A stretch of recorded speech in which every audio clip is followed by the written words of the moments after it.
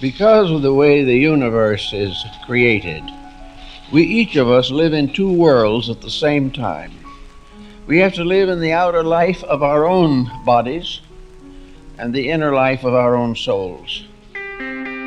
Hello and welcome to Living the Inner Life. I'm your host, Chris Sheridan, and I want you to join with me on a journey into our inner lives and find out how our thoughts, feelings, emotions, all these tools and capacities that we have with our interior aspect of ourselves can be utilized and optimized in such a way that we can have a much better experience with our outer world and our total life. Okay, so what's happening a lot nowadays is this debate over AI, artificial intelligence. And there's some tools out there like OpenAI, there's ChatGPT, whatever the heck that is. And what I'm seeing is something really disturbing, and it's not really the AI. Okay, now that can be frightening. There's a lot of people warning against artificial intelligence, but it's not so much the technology itself, like any other kind of technology. It's what we do with it. It's how we use it. And it's what those effects can be on our lives with ourselves and with each other and as a society and as a race, as the human race. What is this telling us? Because these are not human. Okay, these are robots. These are algorithms. These are computer programs that take existing works of art or literature, novels, news reports, blogs, everything, and they use what's already been written or produced by a human being, and they manipulate that and make something. And in some ways, it probably works great. There are, I'm sure, probably a large number of applications of this technology that would be very vital, very worthwhile, and improve our lives on a number of levels. But it's not the technology, it's our dependency on it. It's our willingness to give up our human consciousness and all what that is, our natural intelligence, and give it to this artificial intelligence, thinking that it's somewhat better. Okay? Now, we can play with filters when we're doing a Zoom call, or I think there's probably some filter on this if you're watching the video of this podcast. And that just is a component of cameras or software.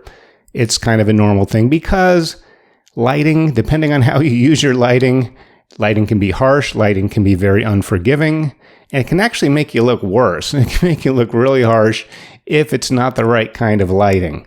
So good lighting or a filter may be used sparingly.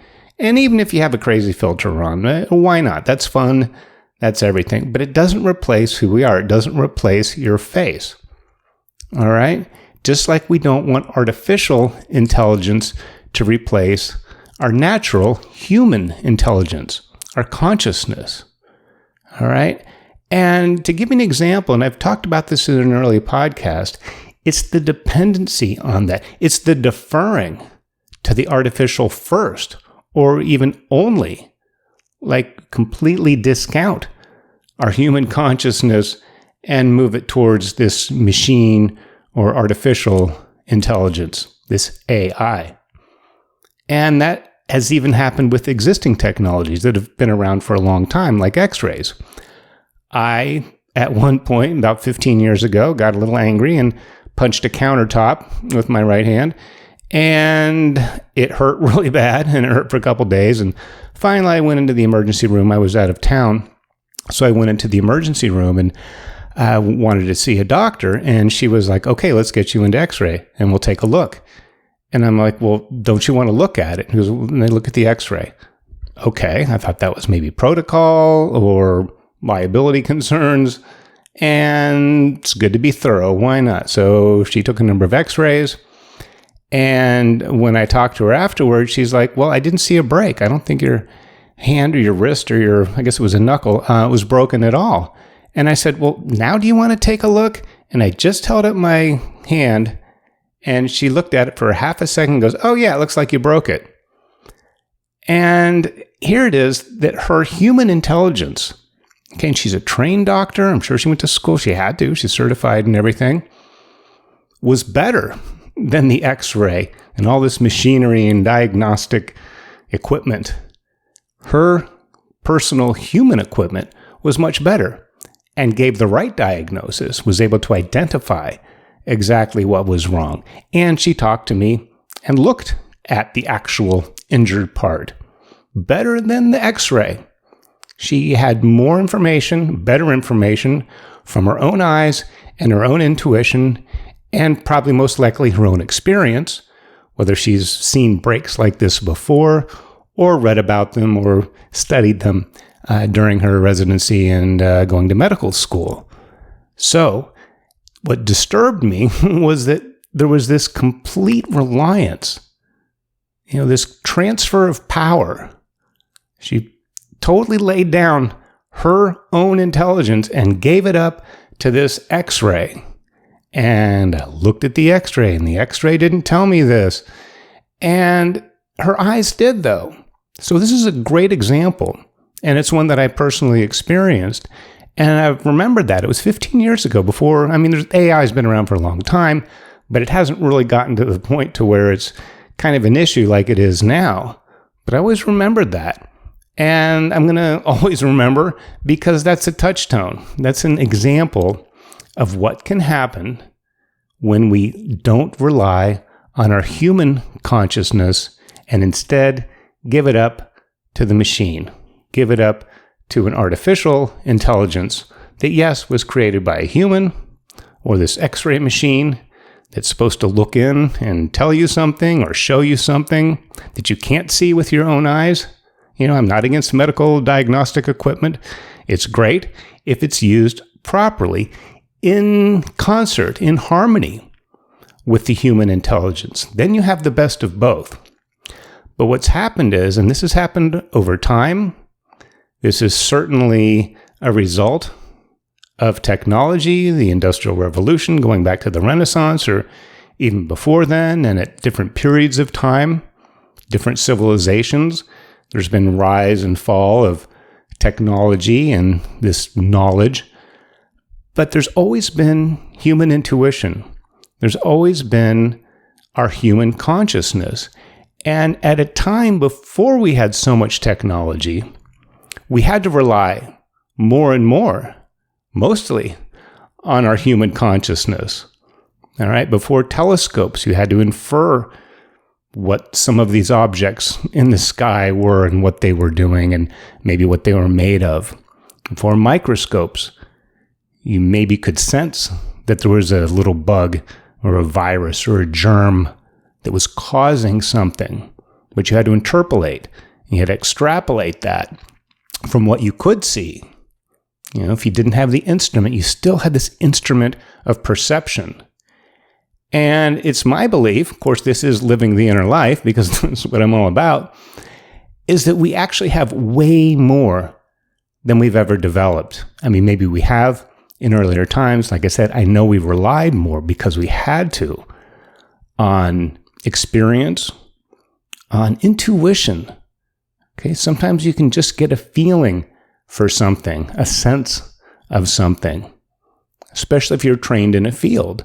Then you're geared to look for signs, look for signals, and maybe put 2 or 3 things together that seem unrelated and synthesize some sort of a response or an idea of what's going on and how to do something about it and what that thing is to do. All right?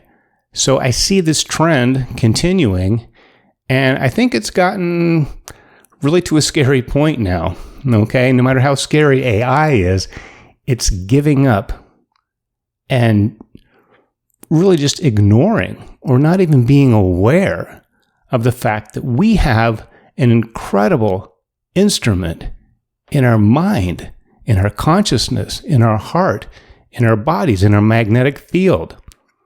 All right? A lot of stuff that can't be detected or explained, at least at this point, by science, can be fully understood, at least understood to the degree that we can actually work with it in ways that go way back. Okay, how do we know how to do things? How did we know how to fix things over time a long time ago? Because we observed, we looked, we listened. You go out in the woods and you're looking for an animal or something like that, or what might be there. If you're not trained to read the signs, maybe there's some fur that got stuck on the bark on a tree. Well, that might tell you that an animal walked by there.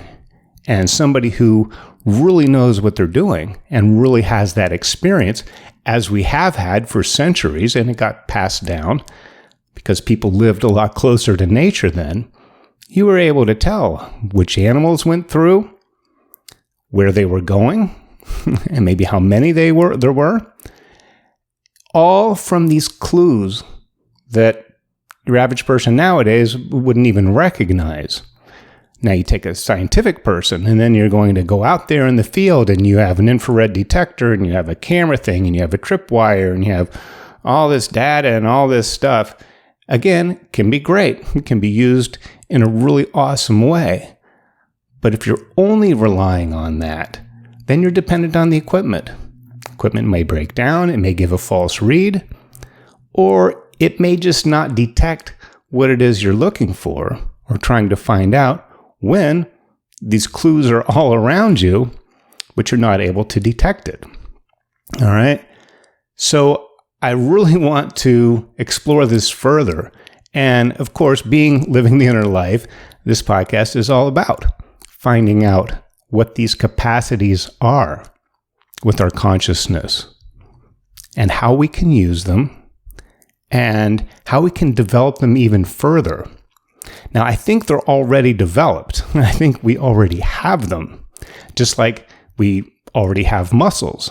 And if you're able-bodied, or at least in the parts of you that are able, there is a muscular system, vascular system, skeletal system, and all these components are there and they're working. What you can do is build them up. You can make them stronger. You can improve flexibility. You can improve dexterity, eye-hand coordination. If you're any kind of technician or a musician or anything where it takes that type of skill, whether you're a surgeon or a guitar player, you have to practice and you get better and you can develop these skills. The equipment, I think, is already there. It just needs to be maximized, needs to be developed and brought to a level where it can be more effective. And I think our consciousness is very much the same way that our muscles and eye-hand coordination, all these physical things are. All right? It used to be that dream interpretation was a really big deal, more predictive than any kind of AI that we have right now. But people lived in the dream world. Dreams were more important culturally and just in a society way. Dreams were thought of as being symbols or signs. The interpretation of dreams was really important. When Constantine went into battle, he did that based on a dream and the interpretation of that dream. It made a major dent in Western civilization, very significant time, significant shift in the direction that we were going.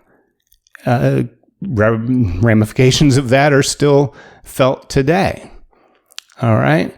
And our unconscious, our shadow, all these parts of ourselves, these deeper parts of our nature, hold, I believe, a treasure house of abilities, of extrasensory or intrasensory for looking inside. There's things like remote viewing, which is a real thing. All right, ESP. You can develop these tools and use them in a very direct and very personal way. Okay, since we all have that personal equipment, we can use them in ways that we can improve our lives. So this artificial intelligence, first of all, that word artificial should tell you something. Okay, it's not natural, all right? even though it was made by humans, it only does things the way a computer can. It has to use computer language, and it follows a set of instructions. And these instructions are pre-programmed, right? Now, there can be computer learning. It can be a heuristic type of algorithm that is self-learning. It can learn from itself. But again, how it learns and what it does with what it learns is still programmed in to the computer's software. All right? So to have this set of instructions, you're really kind of stuck with it. All right? What we have as humans is we have these ways of seeing, ways of sensing, ways of detecting, ways of knowing, ways of learning that aren't so visible, that you can't really program. Maybe someday we could, but you can't really program them in. What about a hunch? That's been proven scientifically through studies. That if you get a sense that somebody's watching you behind your back, they've done blindfold tests and experiments, surveys, things like that, that yes, there is something to that. You can kind of sense if your personal space, even if you can't see the person creeping up from behind you, can kind of feel it. And can you teach a computer that? I don't think so. What about beauty? What about harmony? What about human connection? And the thing that really bothers me the most about some of this AI, not just to replace our thinking and our decision making or how we compose a blog post. Okay, if you want to use tools, well, we use spell check and use computers all the time. I'm using one right now to do this podcast, and you're probably on some kind of device listening to it, I'm sure. Okay, we use them all the time. But what it can't do is the human touch. And what I see happening is people are responding to AI in such a way that it's beyond doing these tasks. Even if it's painting something or writing a post or writing a novel or writing a song for that matter. Maybe it can do that, and maybe they can have some songs that are halfway decent, depending on the AI, especially if it learns from good songwriters, existing songs. It might be able to piece something together that doesn't sound half bad. Okay? And that's fine. But when people are talking about, oh, well, I want a good companion, and maybe this AI will get really good and get to the point to where I can have something to talk to and it can understand me and it can be compassionate and empathetic, and I can share my thoughts and it can come back with something so I don't feel lonely or I feel accepted or whatever it is you're not feeling in the human world, or love. There's robots for pleasure and for love, and there's going to be actual physical, I think they're working on them now as we speak. And instead of enhancing our human abilities and our human touch, our human companionship, people are actually talking about having this as a substitute, a favorable substitute, a better option. Well, wouldn't it be easier? Well, I could just talk to my computer and I wouldn't have to deal with people. All right? Well, my computer understands me. The AI really gets me. My neighbor down the street doesn't seem to get me as much. Well, that's a cop-out. And that's really too bad because we're missing out. No matter how great and wonderful this AI is or can become, it's not going to replace the human touch. But, unfortunately, since we've lost touch and we've atrophied by not using and not continuing to enhance and improve our inner lives and this connection to our thoughts and our feelings and our deeper sense and our intuition and our dreams and hunches and all these creative impulses that we get. I don't know where it comes from. You get a spark of inspiration. Is a computer just going to be inspired to do something? I don't think so, especially not something new. It can only do what is based on what's been fed to it. All right? So this is very disturbing for me, and I'm sharing that with you now, that this quickness to move to AI as a substitute, a replacement, a more favorable answer to what are really human issues, whether they're problems or challenges. But there's so much that we could be getting out of ourselves and with each other. But we're isolated, we're fragmented, we're apart. Even if we get on a Zoom meeting or something and you get 3 or 4 people talking, and hey, we're all together, we're having a meeting. You kind of are, but it's just a substitute, and it's a poor substitute. There is no replacement. And I think we found that out. And hopefully that may be one of the things about the lockdown from the recent pandemic, is that by not having those things, now I think introverts and some people probably enjoyed it. And there are probably some jobs that don't need to be in person as much. There can be telecommuting and teleconferencing. If you're a customer service rep, you can certainly do that at home. And there's advantages to that if you're taking care of an elderly parent, or you're raising kids, or you have a disability, or you have some other issue or some other challenge that would be better served with you working out of the home. Plus, there's so many home businesses now. And I'm doing this out of the house right now. I don't have to go into a studio. I don't have to have a producer. Okay? I'm doing this with really minimal equipment, and you can, and that's great to do a podcast like this. But that's not an excuse. That's not a substitute, all right, for being in person. And yes, it's harder, okay? The human stuff is hard. People sometimes say, well, that's why I just have dogs. I don't have a husband, or I don't have a this, or I don't have a that. Dogs are easy. They love you back unconditionally. That's true. They're also dependent on you 100%, or they don't eat. They don't survive. Humans have minds of their own, all right? And it's hard, okay? I get it.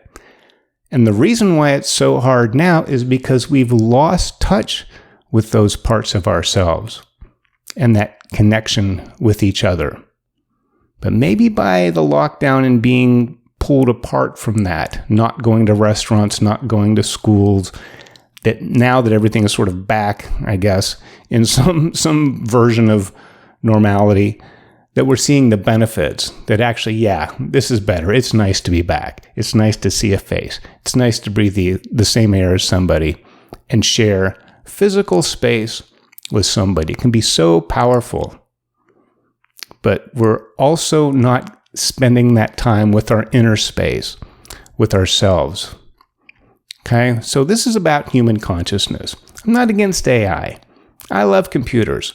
I think instruments and technology has done amazing things and will continue to do more. We will find answers. We will find solutions to problems. We will extend our capacities and our reach through technology, including computer technology, AI. And that's fantastic. This is something that our creative human minds have been able to put together. But this reliance and this deference that I'm going to put my human consciousness in the back seat and I'm going to let AI drive things. I'm going to replace my friends with a computer bot that's going to tell me whatever I want to hear. Okay? That's a problem. And that's something that concerns me deeply, and I just really wanted to share that with you, and I'd like to know your thoughts on that. And whether your intelligence is artificial or natural, I'm more interested in your human consciousness, your thoughts, your beliefs, even if they go against mine or I find them difficult to understand. That's okay. All right? That's what's great about being human and being together and sharing with each other. All right, so that's about all I wanted to share today. Let me know your thoughts, and we'll see you back here next time here. I'm Living the Inner Life.